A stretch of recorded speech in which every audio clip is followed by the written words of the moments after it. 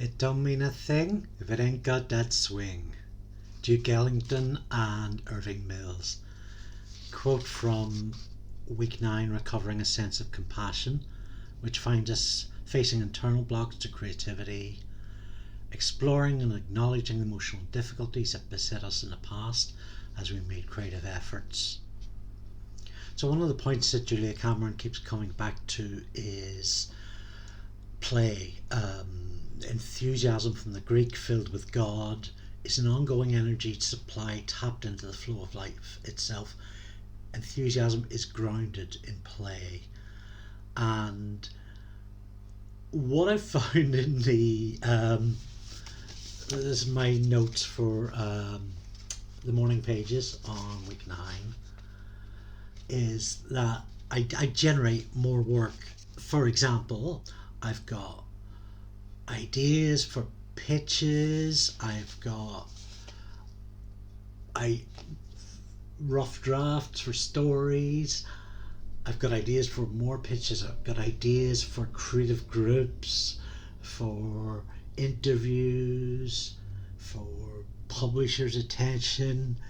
Just looking at my morning pages, there's an idea for a caravan board game, there's Coastlines After Dark stuff, there's a really wacky comic book strip which has characters diving into the middle of panels and reappearing in the following pages. It's all very meta.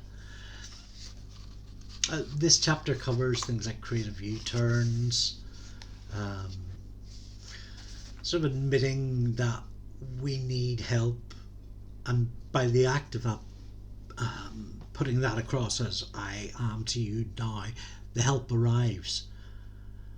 The ego always wants to claim self-sufficiency. She says it would rather pose as a creative loner than ask for help. Ask away. This was a pretty good session. As ever, there's a number of tasks. Read your morning pages was the great one. So after 8 weeks, Julia decided I could go through my morning pages and mark them out with different coloured pens and pencils. And this was a really fruitful exercise. So you can see in the back there, that's a letter from someone, a bill actually. You can do so much just by recycling old bills. So you see, I've really got into this in a few of these pages. And of course I have my weekly check-in on synchronicity. Actually, I sent one of my Baywatch Nights Coastlines After Dark stories to Nick Box, Baywatch Nights podcast. That's the whole thing. And our orbits had contacted one another, and Nick got in touch actually with a pitch for a new podcast. So that was an example of synchronicity, and that might come to something, that might not. Week 10 is about recovering a sense of self-protection. Cameron talks about how we use mix and match as a common recipe for using blocks to wear ourselves out, to alleviate fear, often disguised but always there. Mix and match, trying to do a bunch of tasks at the same time. Setting out with one and opening up with a few others. She talks about workaholism quite a lot. Work abuse creates in our artist a Cinderella complex. We are always dreaming of the ball and always experiencing the ball and chain. There is a difference between zestful work towards a cherished goal and workaholism. That difference lies in the hours that it does, in the emotional quality of the hours spent. That difference lies less in the hours than it does in the emotional quality of the hours spent. There is a treadmill quality to workaholism. We depend on our addiction and we resent it. For workaholic, work is synonymous with worth, and so we are hesitant to jettison any part of it. In the middle of difficulty lies opportunity. Albert Einstein. in the middle of difficulty lies opportunity. Fame is addictive and leaves us hungry, always. It leads to the how am I doing syndrome. How does it look to them? Yet focusing on fame creates a continual feeling of lack. When the fame drug hits, go to your easel, your typewriter, your camera, or clay. Pick up the tools of your work and begin to do just a little creative play. The only cure for the fame drug is creative endeavour. Treating yourself like a creative object will make you strong. So, week 10, my morning pages, I continued my sort of very meta comic. I got to writing about my dear friend Holly Miles and how devoted she was to the NaNoWriMo project, which is basically you write 17,000 words a day in November and you have 50,000 words by the end of it. And Holly was massively into this, done on no less than 5 occasions. I also got into writing Half Baked Alaska, which is a novella for my patrons about 1950s fishing, and it's got a whole sort of spy thriller, oddball comedy thing, and an element of myth to it. So the week 10 stuff was quite targeted. Just looking at my check-in notes, and actually I'll talk about the targeted stuff in a bit. Well, I found I missed one day. My tiredness and work schedule meant for a lot of days that we're shifting to later on in the day rather than writing first thing in the morning. The content has changed. There was a lot of mapping out of stuff, and letting myself have freedom there as well. Actually, it says, I think this new work is less rigid. I thought it was more rigid, but I had fun. The meta story continued, and there was a day where I just wrote blather. No, that's not the word. I just wrote about some big changes in my life and in my emotional state. And I mentioned Holly earlier, a wonderfully supportive writer who sadly passed away a few years ago. And for reasons I won't go into, the Legacy project was blocked by a bad actor, and anyway, unbeknownst to me, as I reached around this bad actor and I met with Holly's mother, and we just had an incredibly raw emotional week. There's loads of sort of synchronicity popping up, sort of all explanations on why things were blocked. So it was a very tumultuous sort of week, very upsetting in some ways, but frankly positive, overwhelmingly positive and encouraging, and I wouldn't trade it. What inspires men of genius, or rather what inspires their work, is not new ideas, but their obsession with the idea that what has already been said is still not enough. Eugene Delacroix. Week 11, I found myself writing about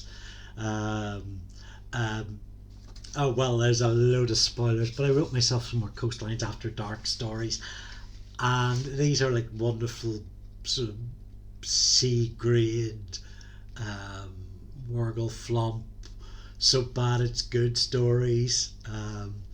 I just had a lot of fun with that, and also Half Baked Alaska, the story set in Kodiak, and there's a kind of a mystery in the book that it actually took me about 4 years to decode what the mystery was, and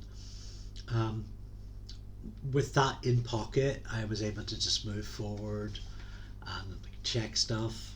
I was also managing to figure out my calendaring, so like writing down ideas for what I want to do for the next 6 months, um, finding ideas for artist dates, and ways of nurturing myself. So that was all really beneficial. As an artist, I write whether I think it's any good or not. I shoot movies other people may hate. I sketch bad sketches to say, I was in this room. I was happy. It was May, and I was meeting someone I wanted to meet. The final week in The Artist's Way, recovering a sense of faith, looking into the mysterious spiritual heart of creativity requires receptivity and profound trust.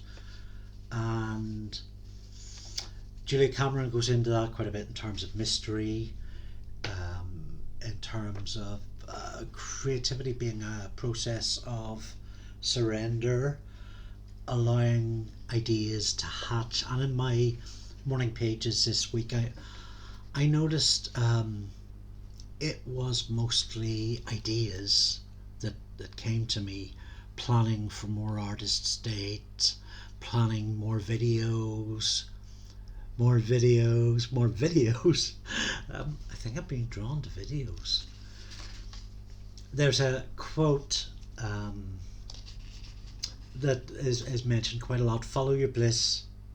It's by the great mythologist, the great story researcher Joseph Campbell. But the full quote isn't bandied about so much, and I want to read: "Follow your bliss, and doors will open where there were no doors before." So another thing that had come up in the morning pages was examining the people that are important to me, that are creators, that I trust, and planning a project was one of the tasks.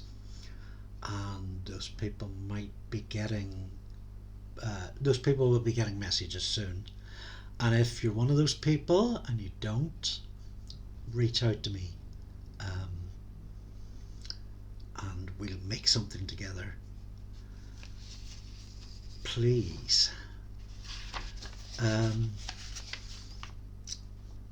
So there's just great writing all over this book. As grey, as controlled, as dreamless as we may strive to be, the fire of our dreams will not stay buried. The embers are always there, stirring in our frozen souls like winter leaves. An excellent author as well as an excellent teacher. And I've even seen a quote in here that I'm going to steal for my novella. So it's quite a short chapter this week. A sort of a general kind of overview. Life is meant to be an artist's state. Achieve, escape velocity from negative influences. Don't be fooled. Don't be fooled. Don't be fooled. Do not indulge or tolerate anyone who throws cold water in your direction. Escape velocity requires a sword of steely intention and a shield of self-determination. Set your goals and set your boundaries. And my writing pages this week, which again I've coloured. More work on Half-Baked Alaska, on the Holly book. Nice little entry I have for the Doctor Who short story competition, which was something I started trying to do in week 1, and it's taken me so long to crack this, despite having like 30 ideas already down before I even started this. I've got like some more poems. I really can't wait to get these typed up and mull on them. That's kind of the problem. So much product, yet it's not finished on the manufacturing line. It's not done yet. It's not baked. In her appendix trail mix, Julia Cameron talks about the sacred circle, the act of artists working with one another, and there's some beautiful passages in there that I want to record. She's talking about success occurring in clusters where we have a sphere of safety, we have things, people, acts being drawn to us, um, occupying a centre of attraction for our good. We draw to us the best, we draw to us the people we need. Um, a process of growth, dormancy, cyclicality, fruition, and reseeding. Let us never be hasty to judge, reckless in our urgency to force unnatural growth. Turn to good use. A creative failure may be the compost that nourishes next season's creative success. I mean, while the coursework works, so much of this book is just so eminently quotable. Um, Expanding on this, she conjures something called a believing mirror. Put simply, a believing mirror is a friend to your creativity, someone who believes in you and your creativity. As artists, we can consciously build what I call creative clusters, a sacred circle of believing mirrors to potentiate each other's growth, to mirror a yes to each other's creativity. In my experience, we can benefit greatly from the support of others who share our dreams of living a fuller life. I suggest forming a weekly cluster and going through the exercises in the book together, sharing and comparing each answer. And some of us have been doing that on Mastodon, albeit in a more informal cluster. Often someone else's breakthrough insight can trigger one of our own. And that is something that has happened to me during the course of this. Remember, we live in a culture that is toxic to art. A remarkable number of toxic myths about artists flourish. In addition to our purportedly being broke, irresponsible, drug-addled, and crazy, artists are also deemed selfish, out of touch with reality, megalomaniacs, tyrants, depressives, and above all, people who want to be left alone. At the very least, we are sure we will be. Ask budding artists why they are afraid to move deeply into their own creativity, and they will tell you. I'm not sure I want to spend the rest of my life alone. In America, we seem to confuse artists with cowboys. We see artists as self-contained, driven loners who are always riding off into the sunset to do their own thing. Alone. If you'll pardon the joke, the cowboy analogy is so much bull. Most of us enjoy a little company.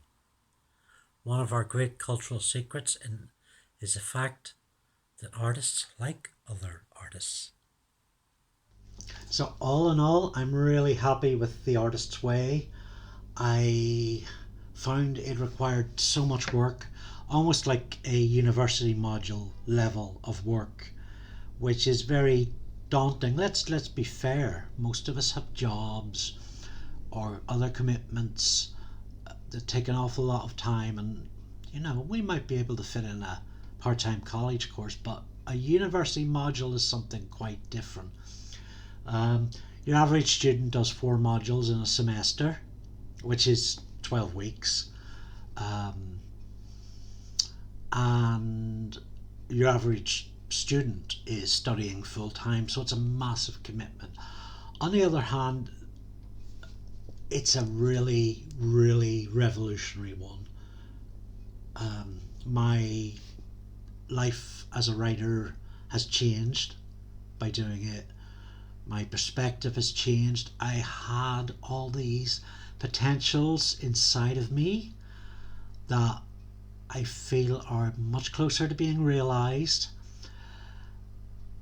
So I think the best way to approach this book, and do approach this book, is to maybe clear a couple of weeks to get into the way of it. Treat it with that full-time burden that I've mentioned. Sometimes play can be a burden. Do it for the first few weeks and then find ways to negotiate with it, find ways to compromise and make your schedule and the book schedule fit. And it is a course, you know, it's when I say a university module, I mean it's a university module. You feel the teacher there, you're set the exercises, you have the readings to do. I mean, it's not a lot of reading, like that's pretty light compared to what undergraduates do. I'm really glad I've done this, and thank you so much for watching my video. Thank you to my patrons who, as always, make it all happen genuinely, and I will see you again probably on the internets.